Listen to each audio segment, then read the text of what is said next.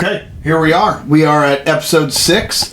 I'm not going to take the pleasure of introducing our guest tonight because I want Joey to do it, but I do just want to say real quick, I can't believe we're doing episode 6.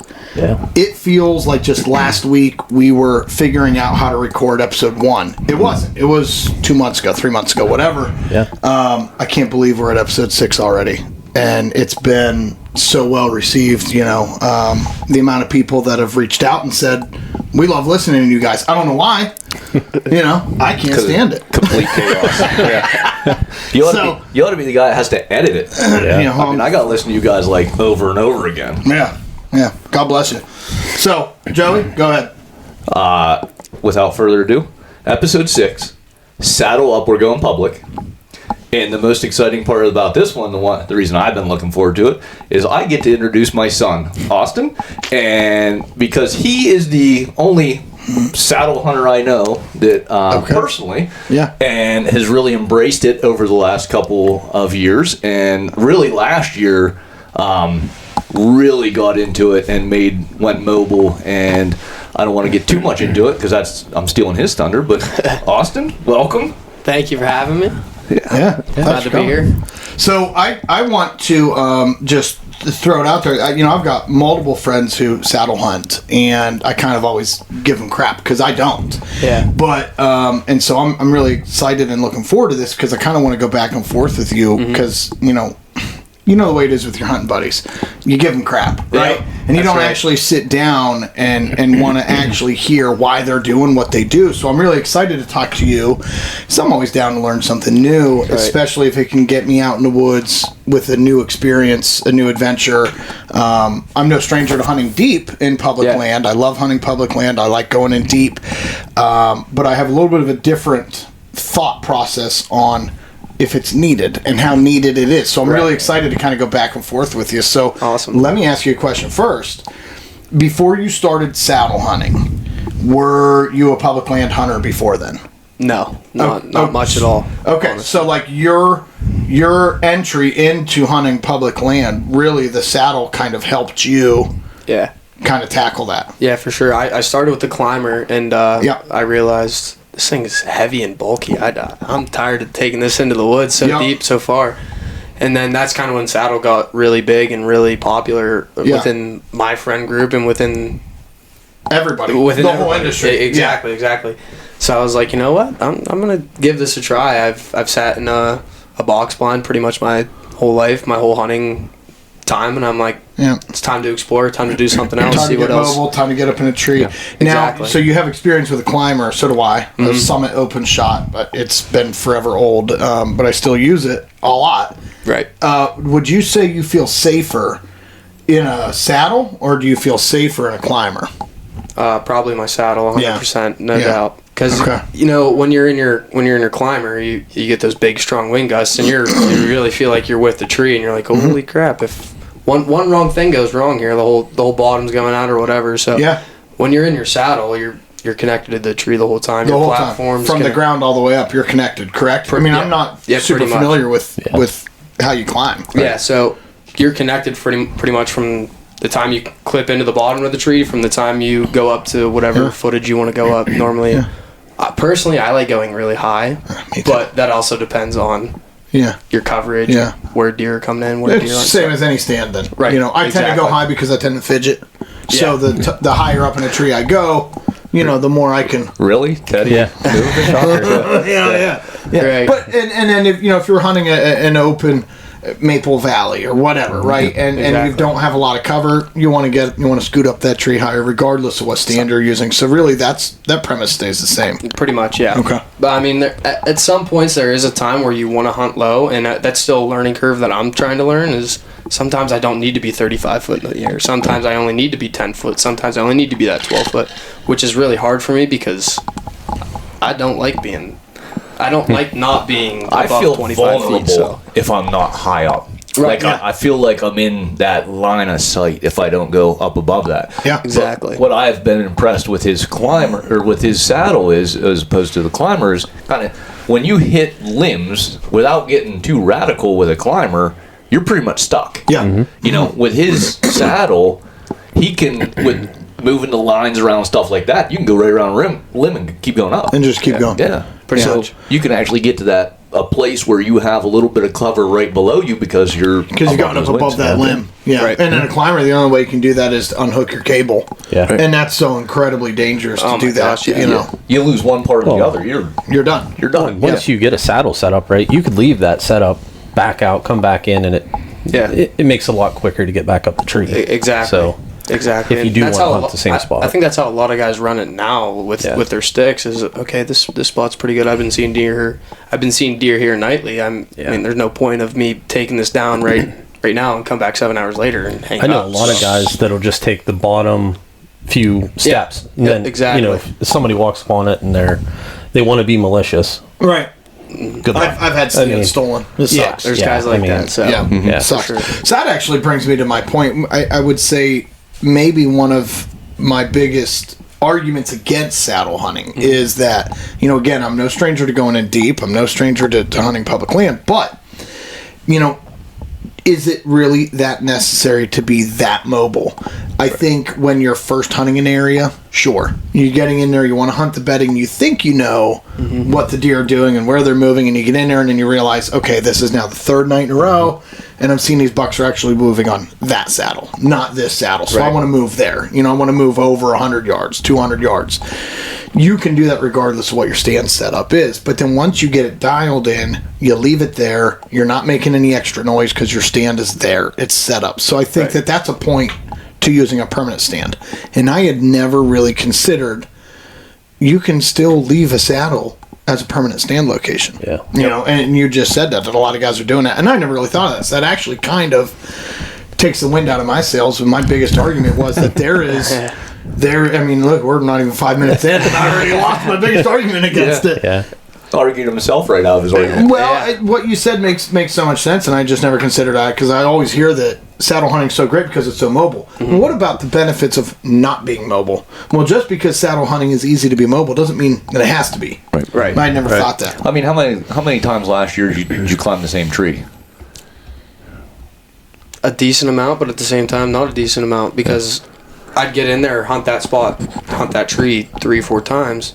Wow, I'm 30, 40, 50 yards out of range. I need to move up a little bit. Yep. All right, so no problem, no issue. I can just get down, okay. And I think to me that's the beauty of it is that when you need to adjust 40 yards, if you have a permanent stand like a double ladder or something, you've lost that day of hunting because you're going to tear it down, you're going to drag it, you're going to make a hell of a lot of noise, and you potentially either blow them out but with Austin's setup, I mean, he just moves up 40 yards and you're where you need to be. Right. And I think a lot of the things with saddle hunting right now is guys are using sticks and a platform.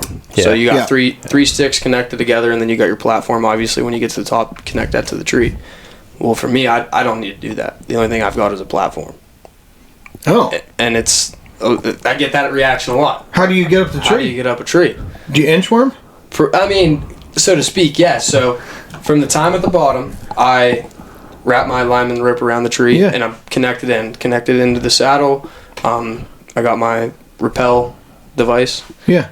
And I just work the way I up the tree. So you know how you go up your saddle and you got your top platform, your bottom platform, you work up. Well, instead of me having my seat platform, I'm just braced against the tree. Oh. So all my weight is on the on the tethered. I push against the tree, bring my feet up as far as I possibly can, move my rope up, and that I pretty much inchworm. Yeah. And that's how I get up the tree. Wow. It takes me about 3 minutes.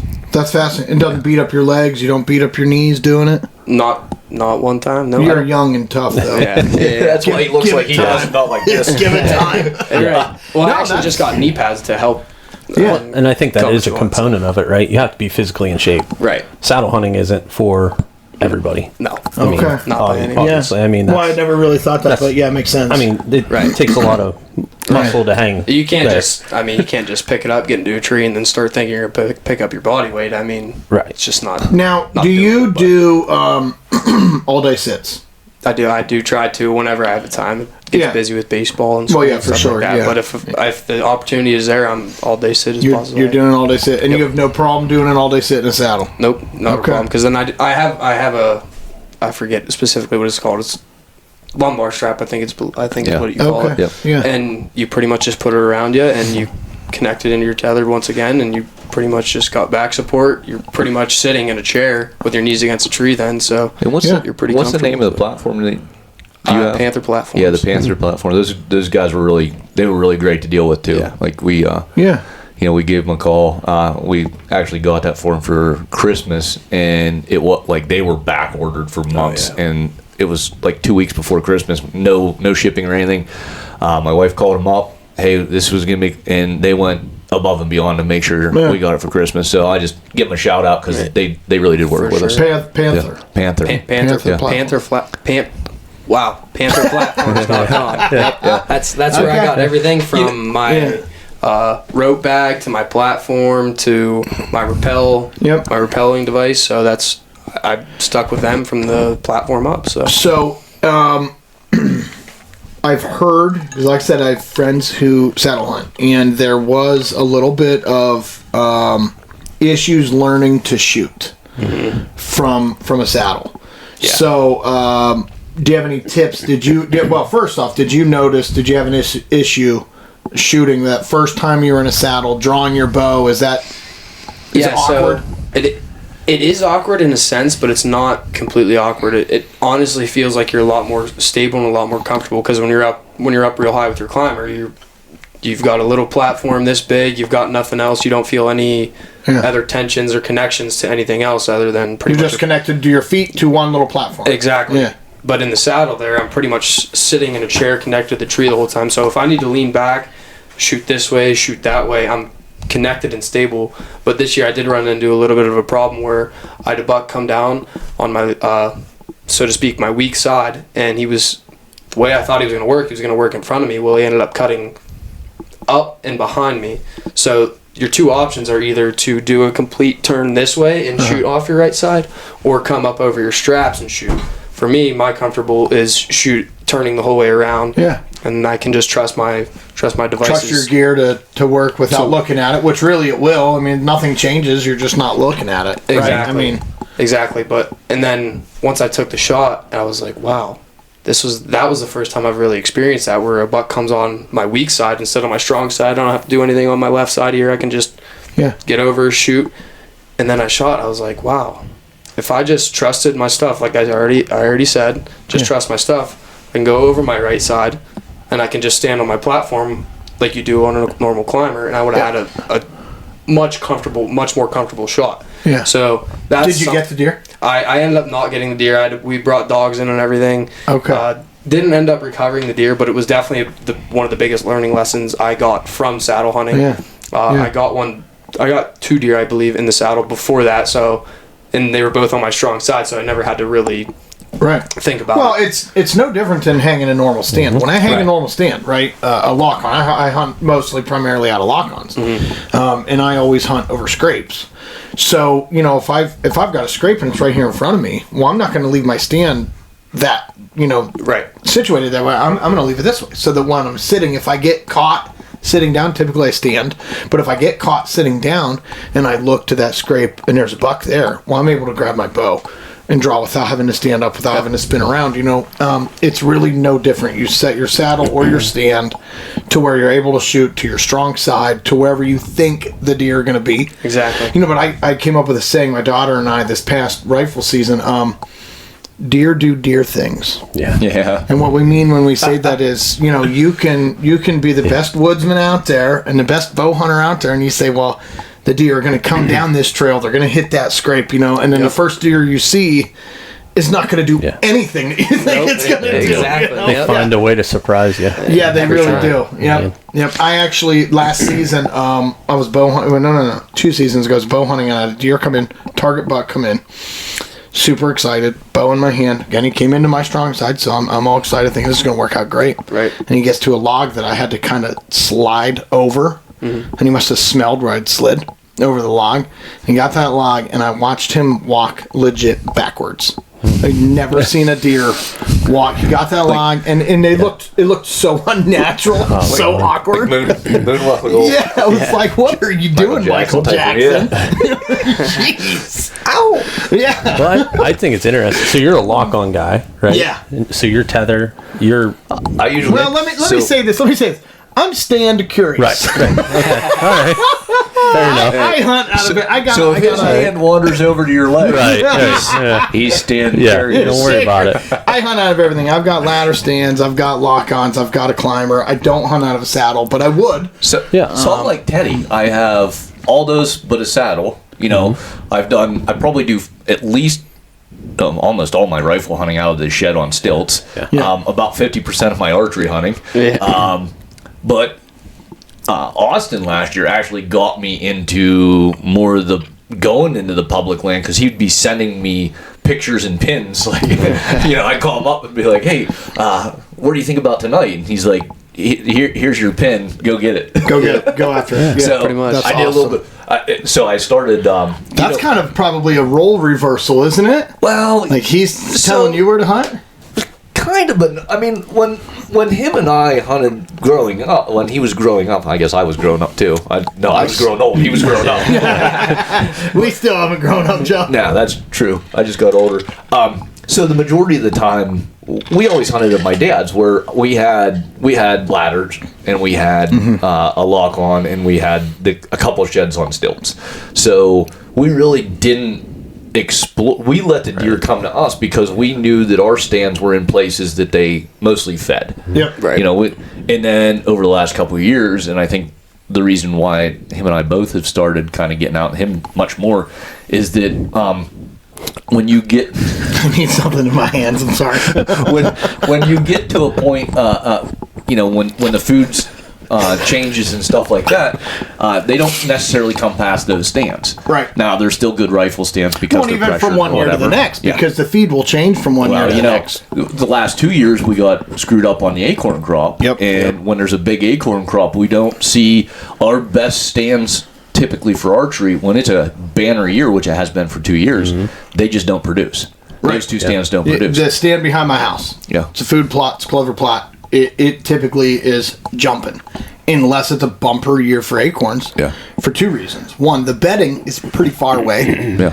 And it's all oaks between the bedding and where the clover Yeah, is. so So what you have is the deer, they don't move as much. They don't They need to don't move. have to. They Right. get out of bed, they go fill up on acorns, they bed right back down. Yeah, why are they walking the whole way to your clover They're plot? not going to. They're happy. They They're don't not need going to. Yeah. Well, and Yeah. so for me, I'm the same as you. Whenever I started out, we did ladder stands, we did fixed built stands.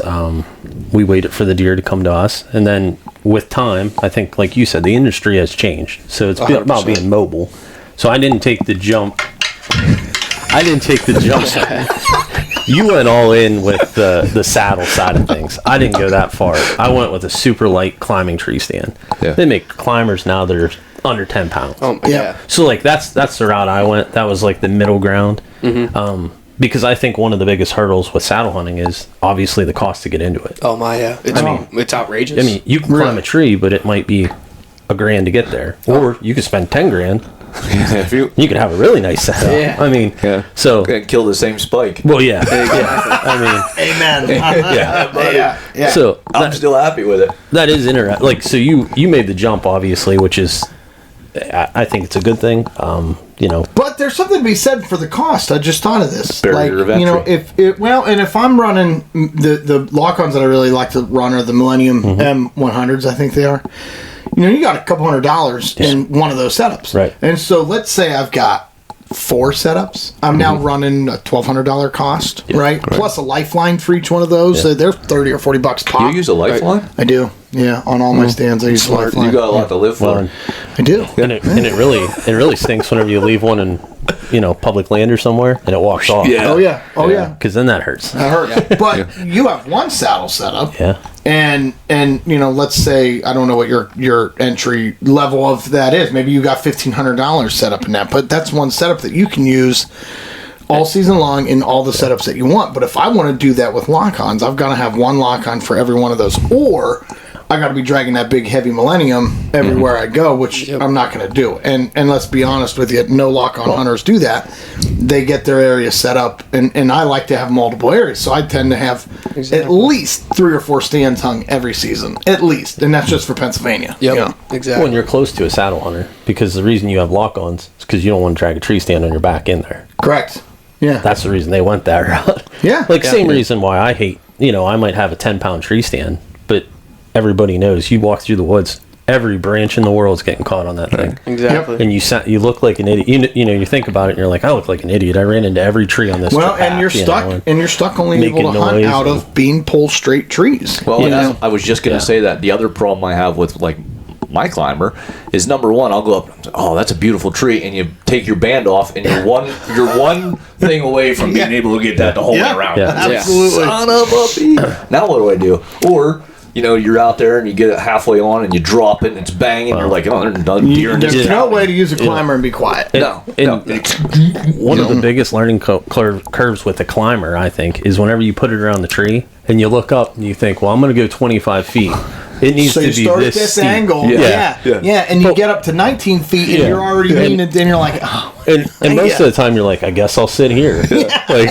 You know, you don't have to worry about that. Let's be honest with you, not most of the time. It's literally every time. And you're thinking like, am I going to slide off this whenever I stand up to shoot? Yeah, I've played that game before, trying to like adjust the straps halfway up the tree. Yep. Yeah, and I guess off of that, the best part about me is, I guess, if I get halfway up the tree and I realize, oh, my platform's angling this way instead of this way, well, I just take it off the tree and make my readjust it, because you're tethered to the tree. Because I'm tethered to the tree, I can't go anywhere. I'm just pretty much free hanging in the air. Your bottom platform, it's similar to a climber platform almost. Correct, but it's 10 times smaller. And then another thing you guys mentioned, you're clinging everything, you're being loud, you're being noisy. I'm no more than my pack on my back. So my platform sits on the bottom end of my pack, and it doesn't stick out any further than my pack. So I know when I'm going through the woods or I'm carrying my bow, I don't have to worry about things clanging off of each other or the climbers clanging off each other. If you make it through there, you're good. Exactly. If I make it through, everything else is good. So the other thing I did for the trip out west was I bought an e-bike. Well, my e-bike disappeared because he has like a milk crate on the back of the e-bike, and everything sits right in there, and he just rips out through the woods, you know, a mile and a half, and then up in the woods. Yeah. Could you imagine trying to do that with a ladder? And I don't care who you are. If you put a ladder up, there's no graceful way to put it up and take it down. No. Get some buddies. The heck out of me. I bought a 2-man ladder stand, so I just got into this hunting club, and they have a lease, and they have 2 different lease properties, and they're large, and I just bought a 2-man ladder stand for my daughter and I to bow hunt out of this coming season. And I just put it together. It's sitting on my deck right now because I don't have it in me to actually take the thing out in the woods and put it on a tree because it weighs, you know, it's like a Volkswagen. You know, maybe Joan would appreciate that tractor if you used it to set tree stands too. You know what? Yeah. I do need to come up with more excuses why I actually bought that thing. The chicken eggs aren't cutting it. They're not cutting it. Hauling them back. Hauling all 6 chicken eggs. That'd be a good picture opportunity there. Yeah. Here's my tractor with 4 eggs in it. I know I have at least one picture of Austin hanging in that we'll put somewhere. Great. Okay. But I don't think I videoed that day that you were testing that stuff out.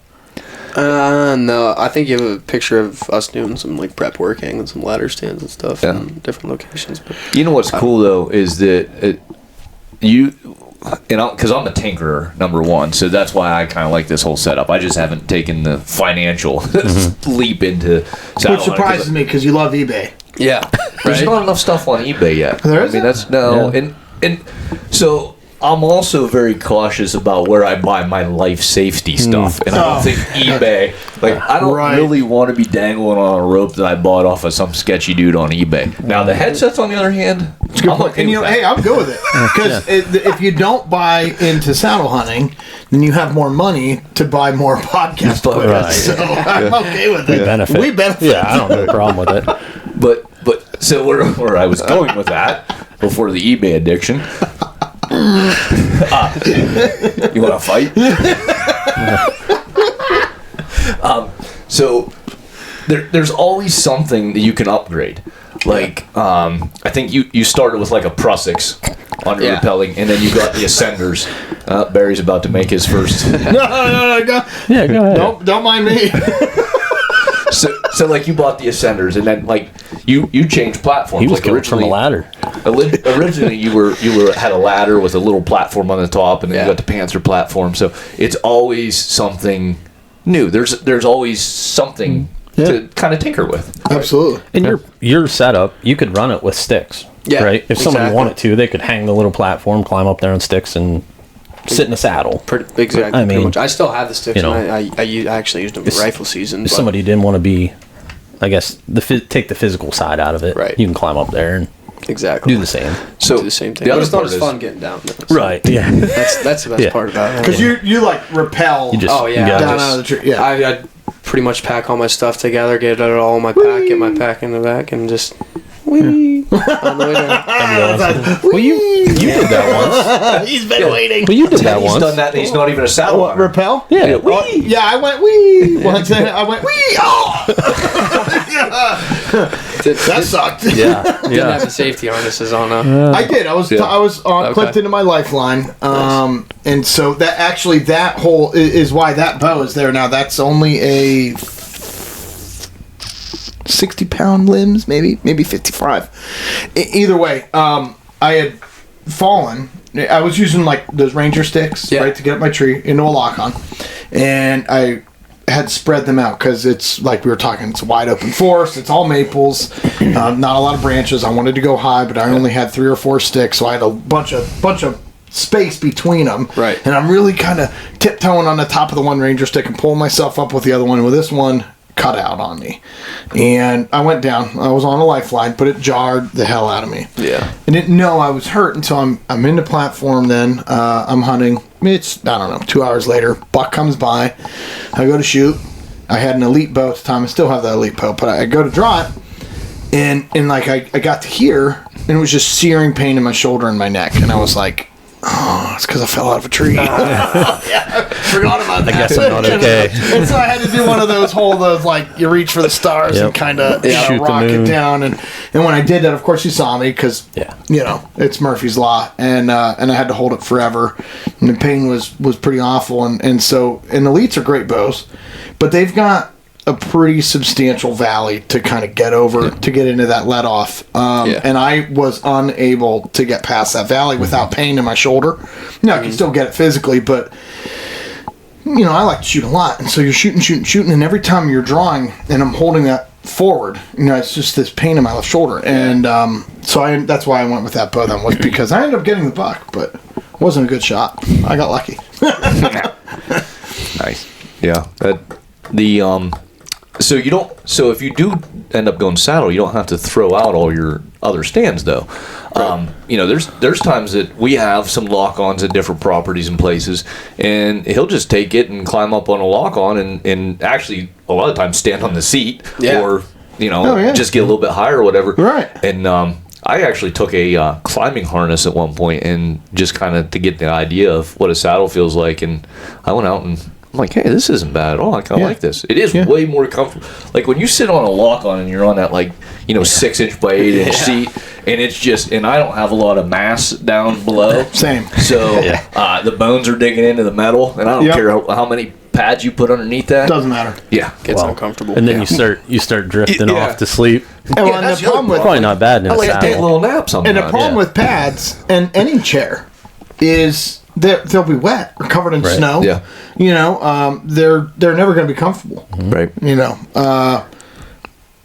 Have you took a little nap in your saddle? Yeah. Yeah. Oh yeah. I was gonna say it's probably. See, that's comfy. the true mark of how comfortable a stand setup is, and how comfortable you are with your safety. There's nothing like getting into the woods, and I like to hunt literally in bedding. And I know people say, "Oh, you shouldn't." Well, that's what I do.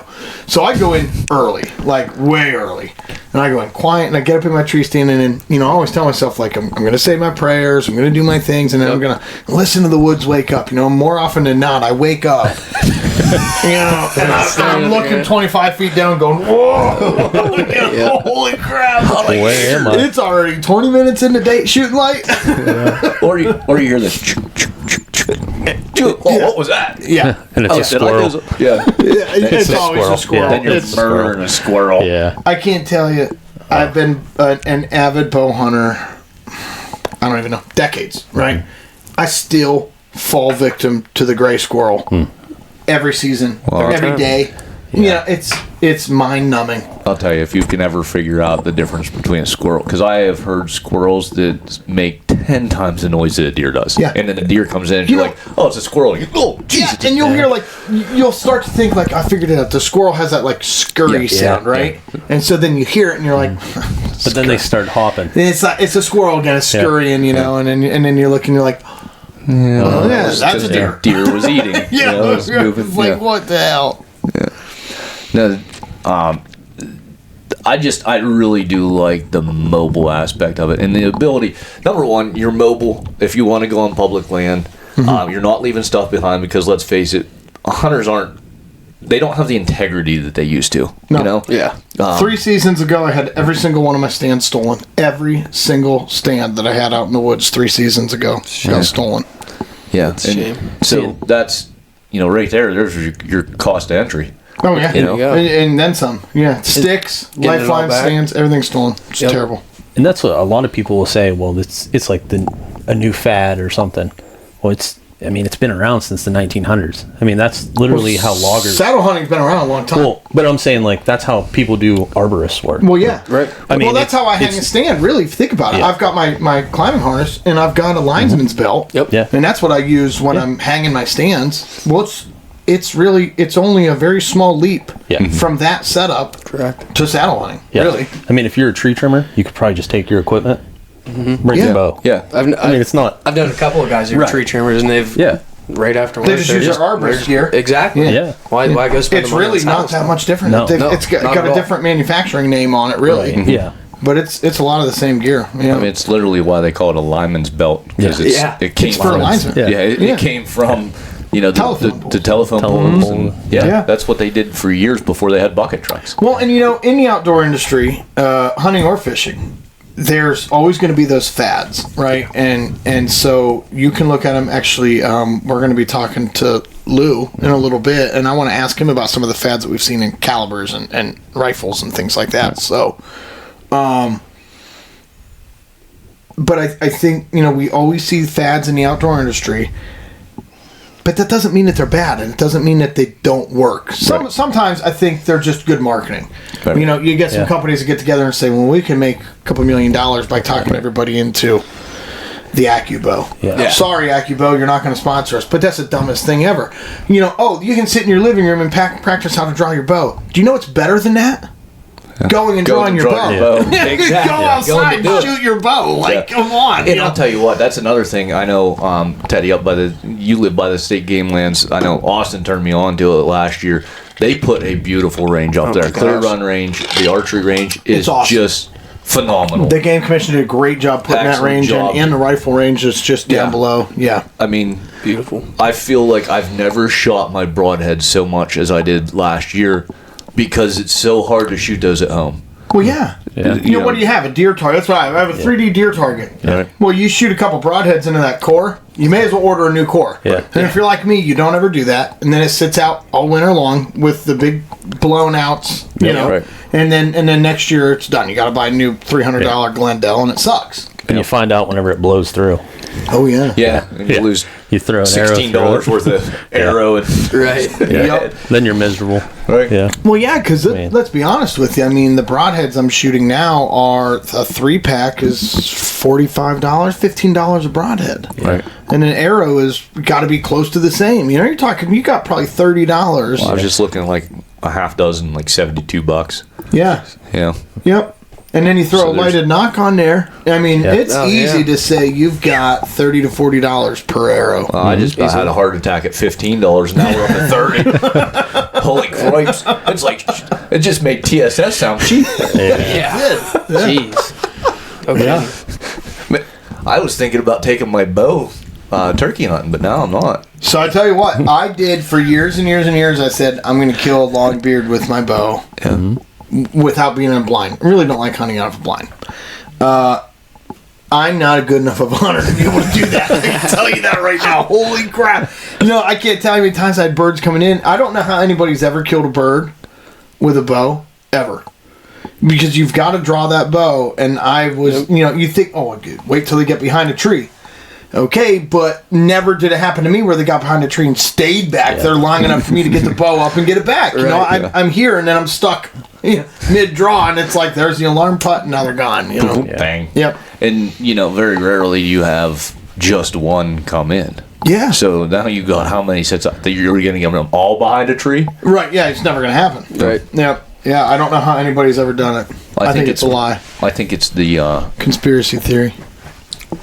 Like the astronauts. But we're not going down there. We have a tendency. Don't go down there. Yeah, we shouldn't go there. I'll go down the route of I'm more interested to hear about your hunting your bedding tactics. Yeah, it's real simple. I like to see as many deer as I can. I have ADD, and so if I'm not seeing deer, I get bored. And if you want to see a lot of deer, get into the bedding. So they'll say like, I've never, and if you've watched the show, you'll know this already. I don't really go after the biggest buck, the most mature buck, right? Of course, would I love to? Sure. I think any hunter out there would say that they want to kill the biggest deer they've ever seen. But at the end of the day, I like killing bucks that give me a heart attack. If I see a buck and a set of antlers make me feel like I'm going to stroke out, I'm going to try and kill him. Right. Well, I see more of those by just getting into the bedding. Find those scrapes, that big community scrape that's right on the edge of a big bedding area or in a big bedding area, right, and hunt it. And then for seasons after season after season, I said I'm going to play the wind, right? And never when I'm not stupid, right? But like you get out in the woods and you say, well, I'm going to play the wind. I've never one time in my life hunted Pennsylvania where the wind stayed consistent, and I'm not exaggerating. Literally not one sit in my entire life have I bow hunted and had the wind stay consistent. Yep. So people say play the wind. How? Because it's not just changing by 5 degrees. It's literally blowing 180 degrees different 9 different times throughout the day. Every single sit I've ever had in Pennsylvania. The wind's never consistent. Nope. So how do you play the wind? Well, if you get into bedding, it doesn't matter. If that is a community scrape and it's in a bedding area, those deer are accessing it from literally every single direction. Okay. So get in there, put your time in there. You're going to see a ton of deer. Yeah. So are you may blow out a target buck.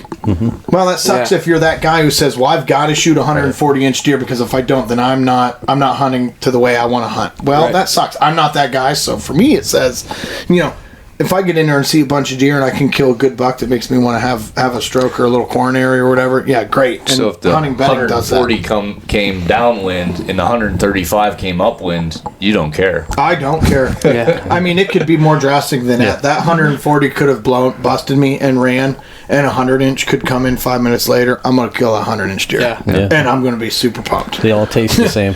Well, yeah, and people say, like, well, you got to be a meat hunter. Can't eat the horns. That's the dumbest thing anyways, because they're not horns, they're antlers. I hate that saying. But why do we have to classify ourselves as a meat hunter or as a trophy hunter? Why can't you be a little bit of both? Right. I think in reality, we all are a little bit of both. I think the guys who say, well, I'm a diehard meat hunter. If it's brown, it's down, I'm filling my freezer. And you put a big buck in front of them, they're going to be pretty excited for that big buck. Are they going to shoot the big antler with the small body or the small antler with the big body? Like, that's not going to... Yeah. They're going to... We all know what they're going to do. Yeah, they're going to drop the antlers. That's right. No doubt That's right. Yeah. Why can't we just say... because in our society, even outside of hunting, in our society, everybody has to be compartmentalized. You have to fit into a neat little box. You have to have a label. You have to be a meat hunter. You have to be a trophy hunter. You have to be this, that. No, you don't. I like seeing a lot of deer, so I hunt the bedding because I don't care if I blow out the Mr. Big. I like seeing a lot of deer. So are you super crazy about scent control? Used to be. Not anymore. Yeah. Do I, I may or may not take like a scent soak shower before I hunt, right? I have the scent-free deodorant I'll put on. I wash my clothes once or twice throughout the season. I just keep them in a tote. I don't do the ozonics thing because again, I did all that. I spent all the money on all of the scent stuff. And if a deer comes downwind and they're feeling cagey that day, they're going to scent you. Yeah. And they're going to say, I'm out. I've also had no scent control done whatsoever. I've been rushing. I left from work. I had deodorant. I had cologne on because I was at work. And I get out in the woods and have a target buck come downwind. and he just simply didn't care, because sometimes they just don't care. Exactly. Yeah. And then sometimes they do, and more often than not, it's a mature doe that blows you anyways. And I'm the same as you. I mean, I wash my clothes once or twice a season. Just get sweat out of it. Yeah, I mean, I don't.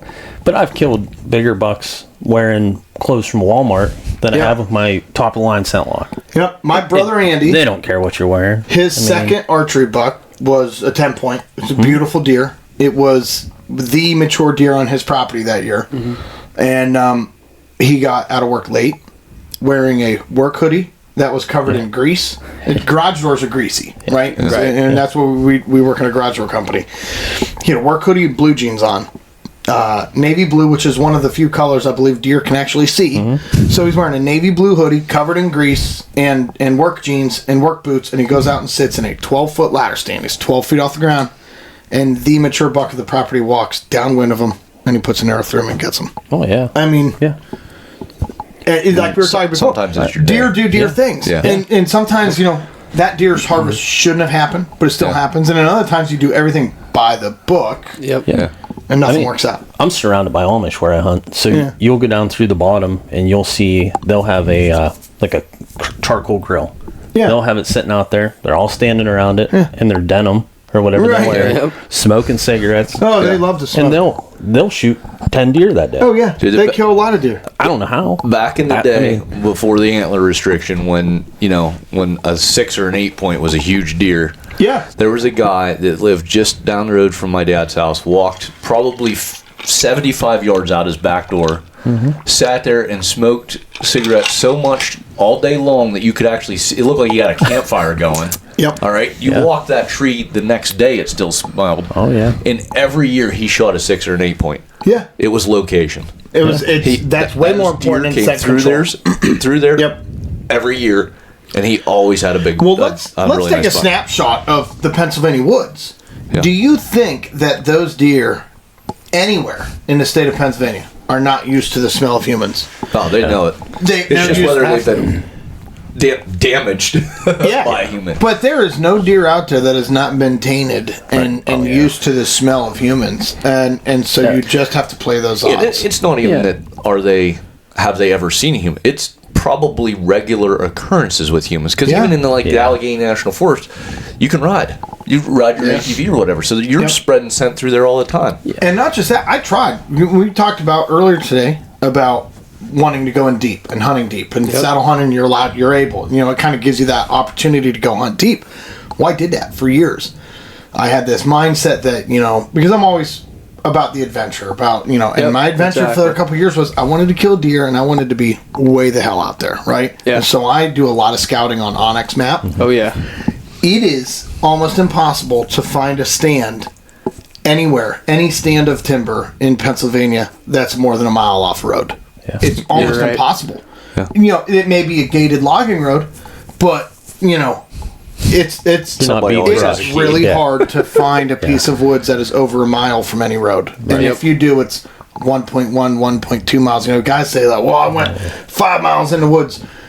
What'd you do? Did you walk up and down a road a couple miles first? Because Walk beside the road.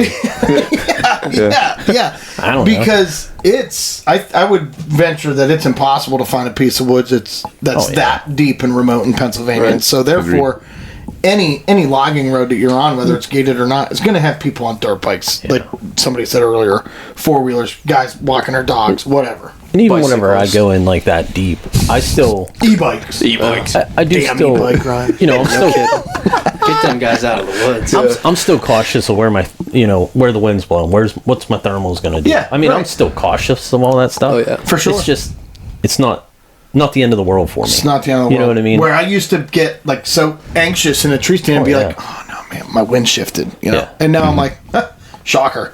Yeah. That's all right. Maybe they'll come from this direction now. Yeah. Give it 10 minutes. Yeah, give it 10 minutes, it'll shift. Because I used to set up, because I use a climber, so I'll find a tree and I'll be like, well, I got to make this work. You know, because I'm not as versatile as, a saddle or something. Yeah. So, I don't want to hunt this in the morning because my thermals are going to do this. I used to be that crazy. And then I realized it really doesn't matter. So- because the next day the deer aren't even below me; they're above me. Yep. I have a really good friend of mine who is a phenomenal public land mature buck killer. He's just phenomenal at it. Phil Holcomb, and I hope to get Phil here on the show. And Phil and I have talked a lot about scent control, wind direction, thermals, and he is a big thermal hunter. He pays attention to the thermals more than he does the wind direction. And I think mature deer, if you look at Phil's career, he's onto something. Yeah. I really do think so. And I think there's something to be said about like barometric pressure. I haven't been smart enough to figure any of that out. That's why I hunt bedding. Yeah, because I know if I hunt there, I don't have to really think about that. Somebody's going to screw up and come out. I'm going to see deer. You're in the bedroom. You got to go sleep somewhere. Yeah. So, that's where Western hunters thrive is thermals. Yes, they don't. 100%. They don't say wind. They never say wind. Never. It's always about the thermals. Which way is that flow going to happen? So Curtis and I on our last elk hunt, we got into the bedroom of a bull. We know it, and we could smell him. And we were working. We could hear him walking through the dark timber, getting closer to us. He was cow calling. Things were working. In my mind at the time it happened, I thought it was the wind shifted, but it wasn't. It was actually the sun changed where it was hitting. Bam. Yeah.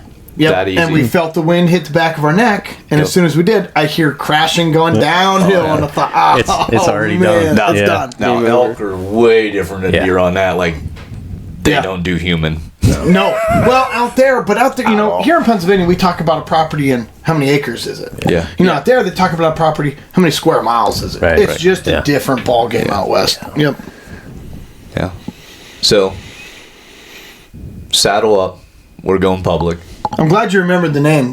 Before we started recording, we talked about what the name was. Yeah. And then I said, well, all right, we'll get us rolling. And then I completely forgot to say what the name was. That's. I guess before we end or anything, do you have anything you want to, say or encourage people to try saddle hunting? I don't know. Yeah, saddle hunting is just it's a fun thing to get into, and it's a good way to learn about the woods. Like I said earlier, the only thing that we ever really did was hunt in a box blind or hunt on, like we just said, the 3 square mile or 3 acre property that we have a box blind here and a box blind there. So that a lot of my woodsmanship and a lot of learning the woods, the deer, any type of wildlife has been from the saddle hunting, because now that I am mobile, why am I going to go to my box blind and hunt 40 yards down from it just because I know the deer are going to cut through there? Yeah. Let me go learn public land. Let me go learn how why deer coming to this acorn spot, why deer bedding here, why deer doing the things they do. So that's been definitely the fun part for me about it, is just being able to learn more and get out there and understand it more. So the saddle really kind of almost motivated you to get out there and just get after it. Exactly. Yeah, I saw how mobile I could be. I saw, maybe the deer aren't coming to my food plot because the acorn crops on the backside of the mountain are deadly, and that's where they're hanging out. It sounds like it energized you to hunt more. Oh, maybe. my gosh, I don't know. Before you climb in a ladder stand, you're like, I guess I'm hunting. Yeah. Now you're doing, you're thinking about different things and exactly the environment, the setup, that's really cool. And it is so much more rewarding. Maybe even if you haven't harvested a deer, it's still more rewarding when I've got my food plots, right? Where I've got my ladder stands, my permanent stands hung, and I've killed deer out of them, and it's still rewarding. I'm not taking anything away from that, but there's something so rewarding about looking at Onyx map or getting out, putting boots on the ground with a saddle, whatever it is, and getting out there, getting after it, getting into a piece of woods you've never been in,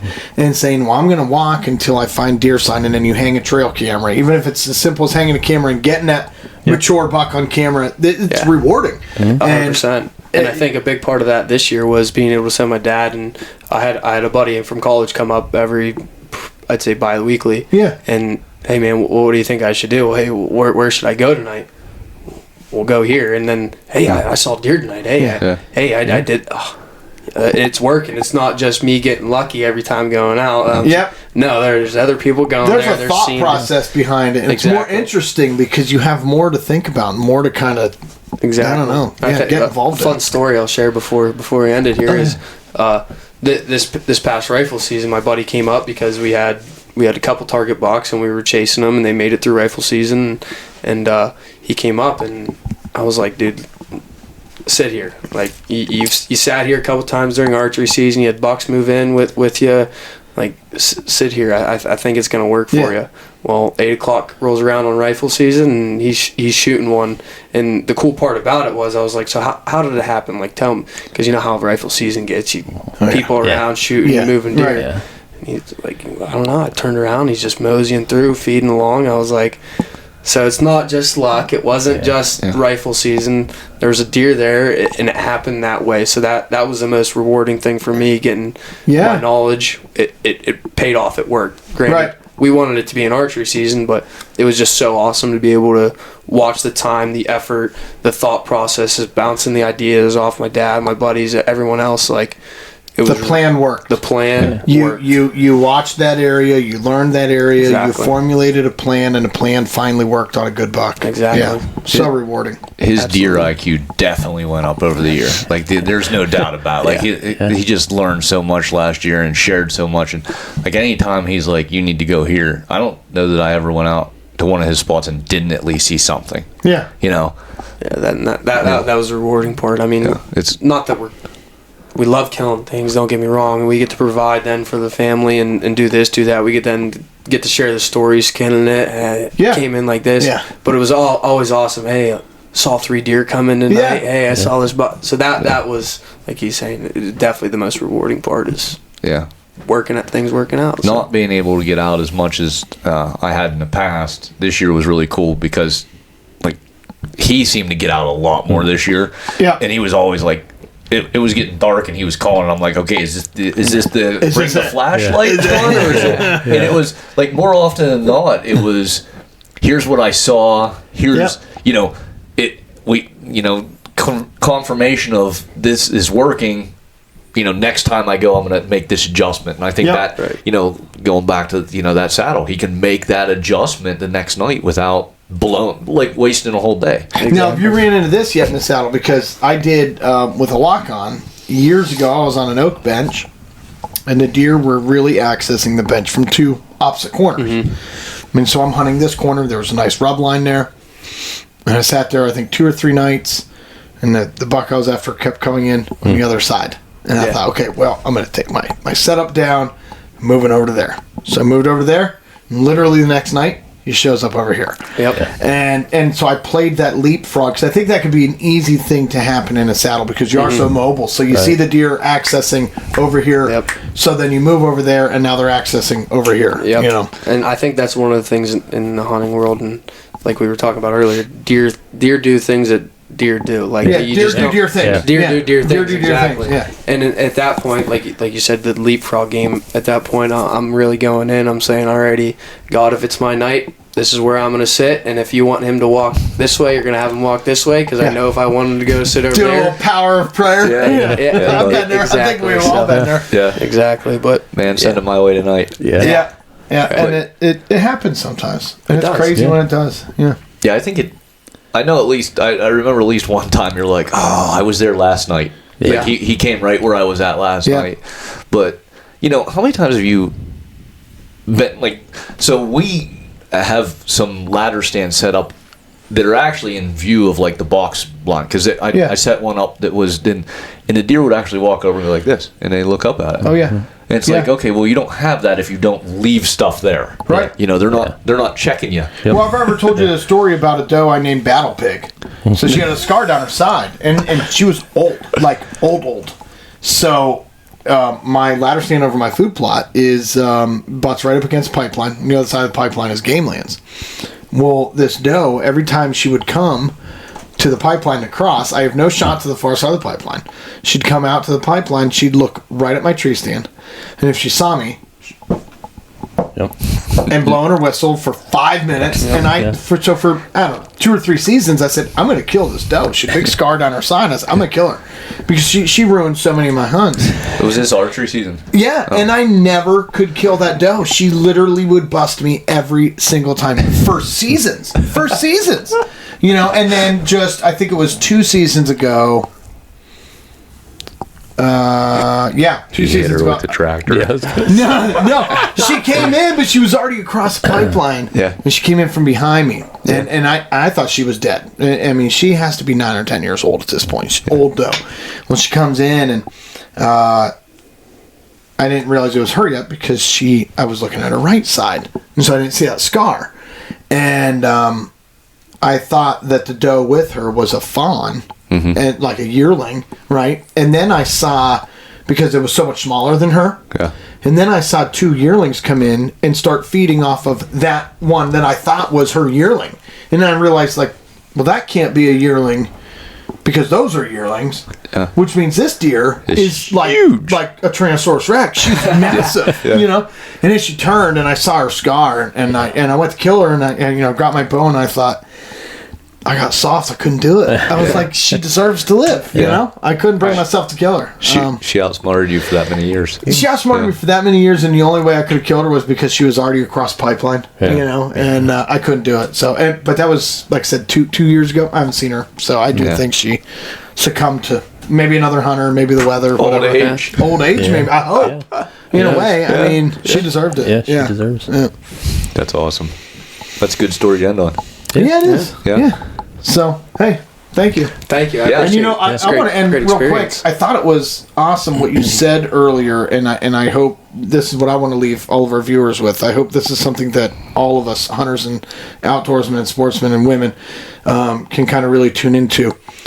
You said you were really excited because you kind of took your friend out into the woods there in rifle season, and he harvested a deer, and that it was like this feeling of accomplishment even for you, but it wasn't your deer, and it wasn't your tag, but you still felt that. Like, that's what we should all feel. We should all feel that level of excitement for our hunting buddies and for our family and for our fellow hunters, even if you don't know him. If you see some guy dragging a buck out of the woods, you should be as excited for him as you would be for yourself. And so I'm actually, from one very avid hunter to another, I'm really proud of you for feeling that way, because we need more of that. Absolutely. That's great. Absolutely. That's what this podcast is all about. Absolutely. Positivity and connection. Positivity, connection, and if you've got a story like Austin does, reach out. Let us know. info@thewildconnection.com. I actually remembered what You're doing it right. Yeah. He paused in the middle. I'm doing it right. Barry, you want to say a couple words? Send us your stories. We would love to hear them, and we would love to talk to you on The Wild Connection. I had to think about it. Barry, you're fired again. Maybe somewhere around episode 100, we'll remember the name. All right. Thank you. Thanks, everybody. Thanks.